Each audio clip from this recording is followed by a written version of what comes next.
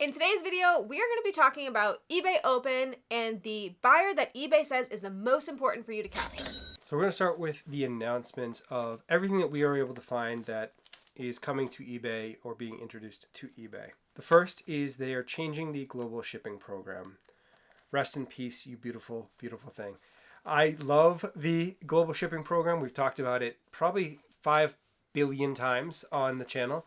It is the greatest part of eBay, with the exception of maybe Media Mail. So this will be exciting to see what they do. If they're going to make it easier, then I'm all here for that. So let's just see what that's going to be before we have any concern. The next thing that they announced is that they're going to be doing the Authenticity Guarantee shipping program. Now, this is for sneakers, it appears, and it is partnering with FedEx. I don't know a ton about it. I'm not really into selling sneakers, and definitely not high-end sneakers that would fall into this. So if you guys are a sneakerhead and you know a lot about this program, please leave that in the comments below. Seems to be a lot of trepidation in the community about whether or not this is an opt-in type program or required. I would imagine that it's going to be a mandatory policy because eBay is probably wanting to crack down on the counterfeit sneakers that are being sold. Yeah, so if you are somebody that is going to fall into this, please let us know your thoughts in the comments. And next, they are adding additional photos, video, and 3D photos to each listing. So you can go up to 24 photos and seemingly about a minute of video to really showcase the item. Yes. Now, for us as clothing sellers, this is not going to impact us, but there are other categories I can absolutely see this is going to be awesome for. So we shall see how this works down the road. But for me, I don't think that will be much of a change. I can't find 24 photos of a dress. The only time I would expect this to be applicable is if you're selling a car and you need a bunch of photos, like a big ticket item. Otherwise, 5, 6. Another thing that they announced was buyer groups. Now, again, this is something that they didn't really explain at length. However, there is buyer groups in coupons already, and I assume that this is a more in-depth version of that. So they said that this is a way to tailor experiences to enthusiastic buyers. So hopefully this means there's training coming soon about exactly how to use this, because right now I do not effectively use buyer groups. No, I don't think you use them at all. Now on to the controversial topic, live auctions. Now, it is what it is, but they are bringing live auctions to the platform following Whatnot's lead. They announced just before Poshmark did. I think Poshmark kind of sabotaged them a little bit intentionally. They are doing that, and it does make a lot more sense for eBay than it does Posh. They've had the bid auction type interaction on eBay for decades now. So I have full faith that they can do it. I don't want to do it, and we won't be participating. But it is a new feature. Let us know if you'll be participating. It does seem like it's a new type of app as well, so it should be interesting to see how that plays out. They did mention that they are working towards immediate payment. This is something us sellers have been asking for forever. I personally hate it when I have an item that is not paid for because it takes about 3 days before you can cancel the sale as a buyer hasn't paid. Yeah. Otherwise, you do get a mark against you for canceling a sale, of course. So please, immediate payments, come quicker. Another thing they mentioned was that item specifics had changed for some categories. These categories included collectibles and parts and home and garden, and it could impact visibility. Now, this had already happened at the time of eBay Open. People were not thrilled that it was delayed in being announced. And then finally, payouts on demand. I actually got an email about this one today, and essentially what it said was that you could have your payouts given to you when you wanted them rather than on the set schedule that you set, whether it's daily, monthly, weekly, whatever you had set. Fortnightly. Fortnightly. But I have them done daily, so this again won't impact me and my business, but it is a change in a way for you to kind of have more control over when you get your money. So we want to give just a quick caveat that all of this information that we're giving you is stuff that is readily available online because unfortunately we did miss the live version of eBay Open. I think we were so focused on all the Posh stuff that we just didn't get there. So all of the videos that we watch are on the eBay for Business YouTube page, so I'm going to link that in the comments below so you can watch all of the videos that we watched. Editor's note, this video was up to date at the time of recording. Since recording, there has been many more videos added to the eBay for Business page. We're happy to do a video on those if you would like to in the future, but for now, enjoy what we do have. Let's make this a community effort and kind of get together in the comments. So the first video that we watched on that page from eBay Open was creating the perfect listing. So what do you think? Was it helpful? So I don't really do any of the listings. So yes, it was very helpful. There was a lot of broad strokes, basic information, which I do appreciate because at some point I will have to learn how to list an item. Never done it. But I can see that for an experienced seller, there wasn't a whole lot of groundbreaking information. So there are several things that we took away from this. And one of them was just the overall size of the eBay market, which is huge. Yeah, I was kind of surprised at how big. So they said that there is 1.6 billion listings on the platform, 17 million sellers, and 190 marketplaces or countries that you can sell to, which is insane. Just thinking about that makes me want to list more items because there's just so much opportunity there. But they also gave you the pillars of what makes a good listing or a perfect listing, as they called it. So do you want to give those? So the first is trust, which they talked about as having good photos, good descriptions, making sure that everything is clearly described and visible and the person knows what they're getting. Mm-hmm. So the next is value, where you want to make sure that your price is in line with all of the other items that are similar. You don't want to be too high, you don't want to be too low, because on either side that has its own kind of stigma and connotation of why you shouldn't buy it. So that you want to make sure that you're checking and making sure you're competitive. And then last would be relevance. So they want to make sure that the person is able to find the item that they're looking for out of the 1.6 billion items available. So it's picking through the haystack to find that needle and making it easier to do that. So finding the item as fast and as quickly as possible so that they can make the transaction from find to click to buy at just a straightforward, simple process. So one thing that they did go over that I found helpful as a seasoned lister was what they call the perfect title.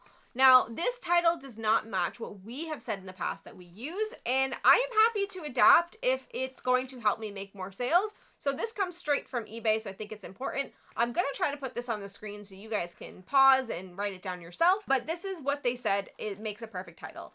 So it's brand, then gender, then product type, and then attributes. And those can include color, size, materials, etc. I, in the past, have said that we don't use gender in our titles. We have tried it both ways, and we have not found having gender in the title has helped, and we kind of attributed that to the fact that there is already the filter for gender, and you're putting it in a certain category, which is gender specific, that type of thing. However, if eBay is saying that it's useful, I don't see a harm in trying it out and checking it out again. So I have gone through, and the listings that I've relisted today, I have adjusted the titles for this. If we have any insight on this, I will tell you down the road, but we will let you know if we do see any impact, and let us know as well if you change your titles. For the next thing, and it's really tied to the description, they recommended that you have a description that describes the item as if there were no photos. So that was an interesting revelation to us because we had never considered that there may be buyers looking for an item that can't look at the pictures. Right, that may have an accessibility device that's reading the description to them, and that's all they can use to get the photos. I feel embarrassed, honestly, that I didn't consider that. I kind of always use my description as a compliment. I did repeat things. I would repeat that, that it's long sleeves and the colors and everything like that, but I don't know that I painted a picture like I could have. And I think that's something I'm going to be more cognizant of going forward, because it's really important to remember that not all buyers do things the same way or have the same ability to do that. So yeah, this is something that I think is important that we remember, and I myself definitely didn't consider it. The next thing they wanted to do is basically reevaluate your listings periodically, which we've talked about on the channel quite a bit. You want to go in and look at the title, the keywords.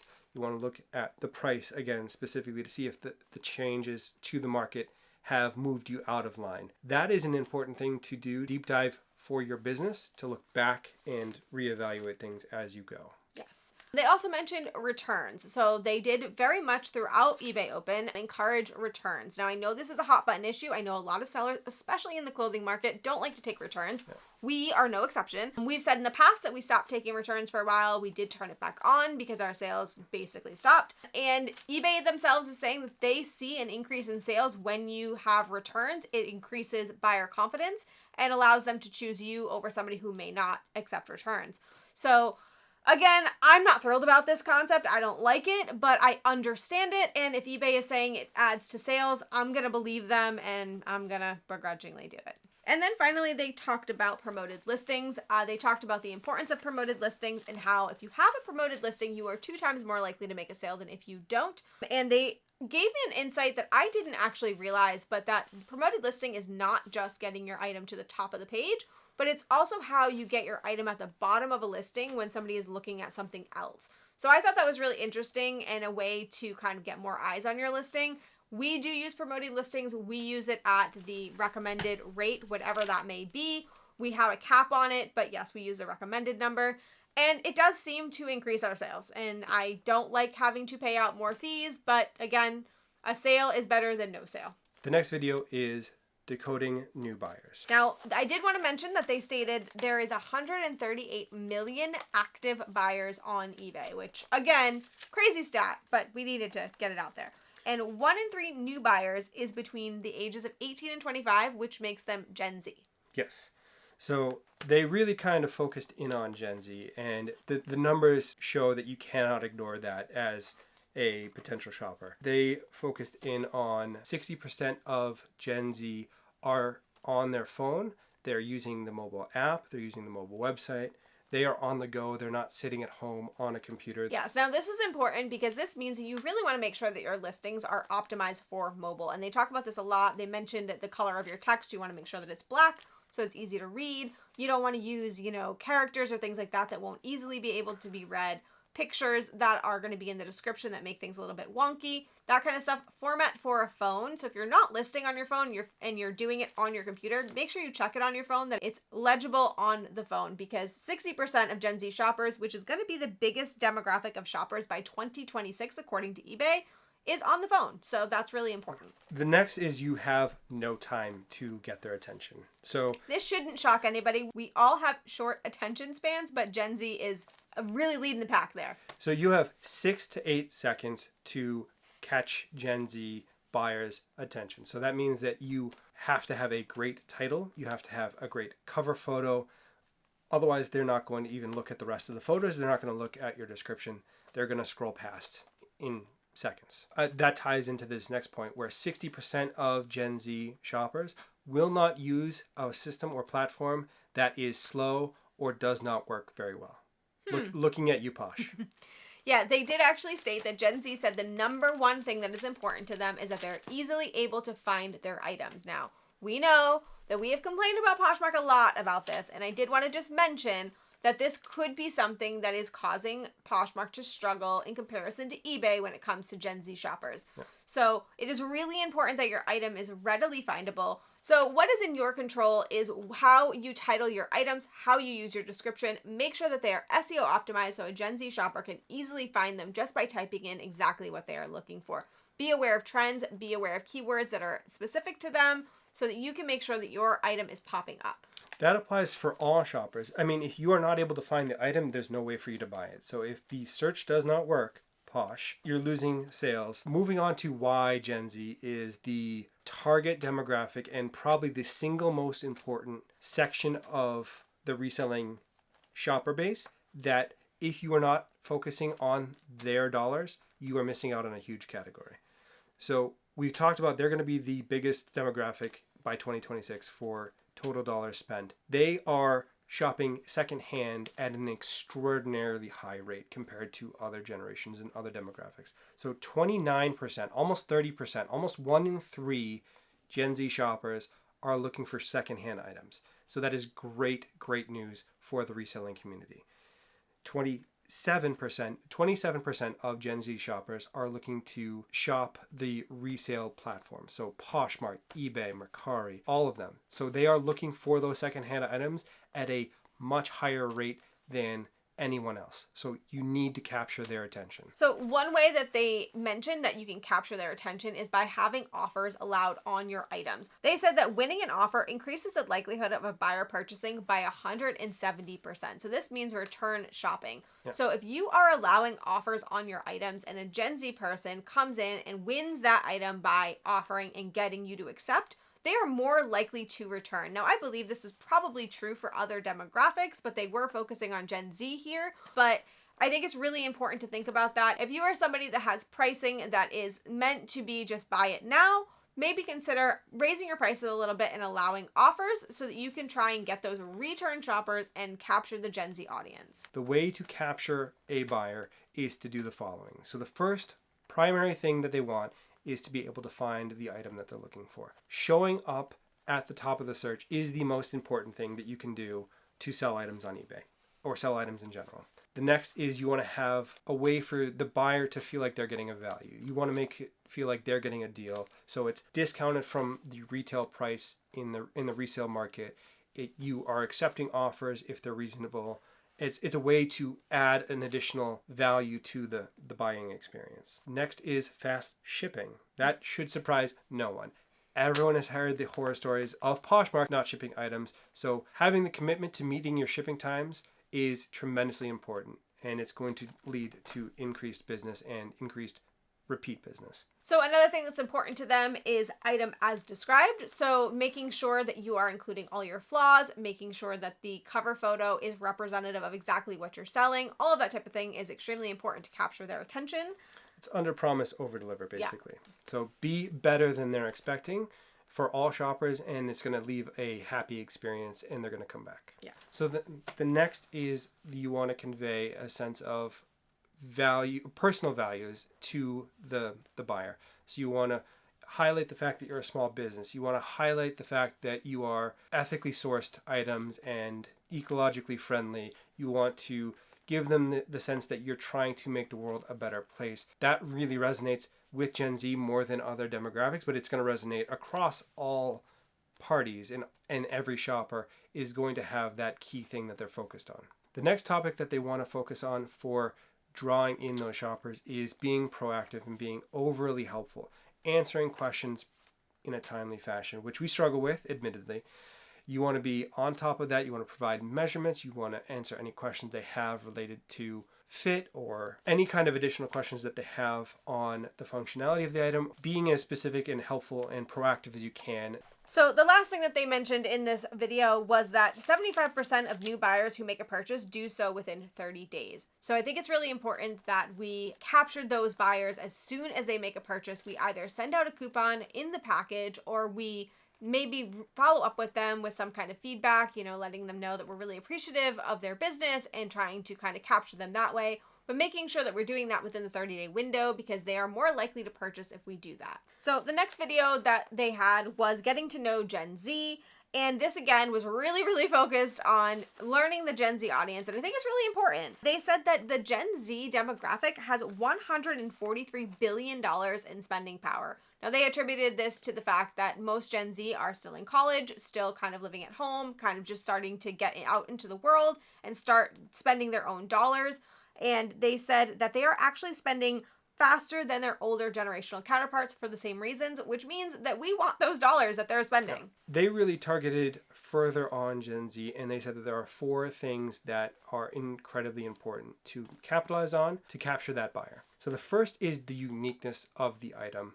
So you want to make sure that it is something that they can't find elsewhere. So you want to highlight why that item is special, highlight the style aspect of it.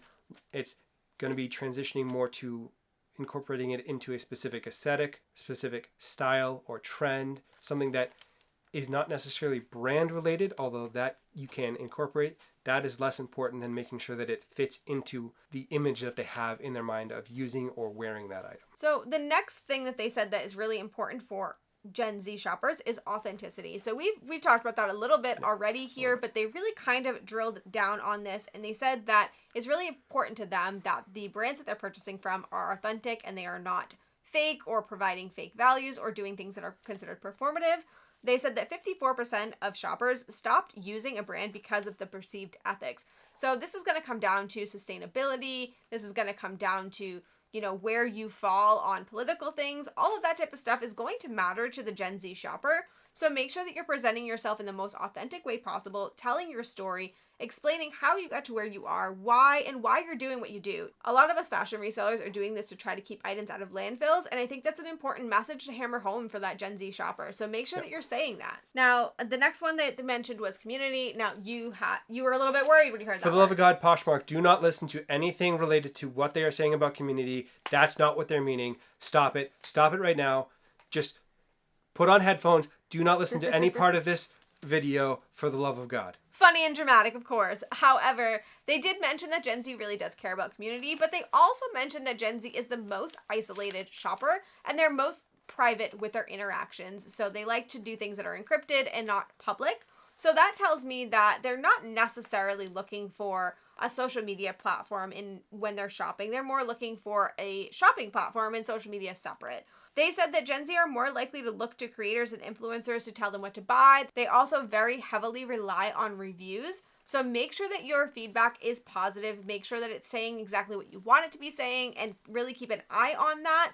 And then also, when you're sourcing, keep in mind that influencers, bloggers, all of that type of stuff are going to have an impact on your shopper. Now, of course, it's not just Gen Z that cares about these things, but they are a very large portion. So if you have blogger favorites, mention that. If you have as seen on any person, mention that, because that is going to drive the Gen Z shopper towards your listing. And the last item that they mentioned that is incredibly important is the point of choice. So Gen Z shoppers in particular want more customization. They want more choice in the item that they're picking. What that means for us as clothing resellers, it's less applicable, but they want either bedazzling or embroidery or something that you can either make it a one-of-a-kind item versus just a mass-produced thing that everyone can buy. So they want to feel like it is tied to who they are, and they want to make it feel like it is their item and it was made for them, is really what it comes down to. Now, the final one was winning over angry shoppers. Now, this one was just funny because the girl was obviously a seasoned winning over angry shopper person. Yeah. She did not have a care in the world, and that is the attitude you need to have. You cannot let things get personal. You cannot take offense. You just got to kind of roll with it. And this girl was obviously an expert. The first thing she said was use your photos as if you don't have a description and vice versa, which we mentioned earlier. And I think it's really important to kind of reiterate that because, again, we didn't think about it this way, but it is really important to do. One of the things I wanted to ask you guys is she said to offer multiple shipping options. Now, I didn't know I had this choice. I thought I had to choose a shipping option, and that's just what it was. But if you guys know how to do this on eBay, please let me know in the comments because I feel like I might be missing out. But she said this, so it must be possible.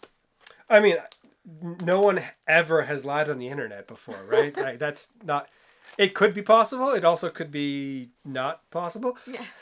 Really what it comes down to, from what I took away from her whole segment, and it is glorious, it is certainly worth a watch, just to watch her sit there in the chair when everyone else that was presenting was standing. It is delightful. Totally worth the watch. It came down to being upfront with your buyer, being honest about any and all condition issues, any flaws or functionality issues where if it doesn't play or it's for parts or rips, tears, or stains, you cannot sugarcoat it. You have to be exposed almost in every aspect of the problem so that they know what they're getting. The next is that you have to be honest with them, so you cannot misrepresent things or tell them something that is patently untrue about where the item is coming from or any of the materials made. You can't pass something off as something it's not. The next real thing that they focused on was being very on top of the communication, being proactive on the communication rather than reacting to the issue after the fact. So you want to be on top of any shipping delays before they even mention it. So say, I see that it's tracking. I'm sorry that it's in X city. I will keep an eye on it. I've called the post office, etc. Rather than waiting for the buyer to say, hey, it's been a month and a half. Where's my item?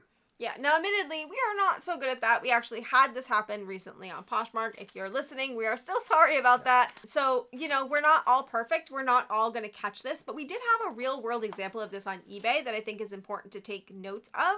So we had a CD that we were sending out, and as we were packaging it up, we realized that although we had mentioned that the discs were not in the best condition, the condition had deteriorated over time, sitting, just waiting to be purchased. So when we noticed that, we packaged it up and we messaged the buyer immediately and let them know, hey, the discs still play. We double checked. However, they are not in the condition that we had originally listed them at. And so we want to offer you a refund because they just don't look the way we wanted. So the buyer was actually really great. They got the item. They messaged us and said, actually, the CDs are okay. I'm willing to pay X amount of money so you don't have to give me a full refund. How about you just refund me this amount? And we worked that out and it all worked out fine.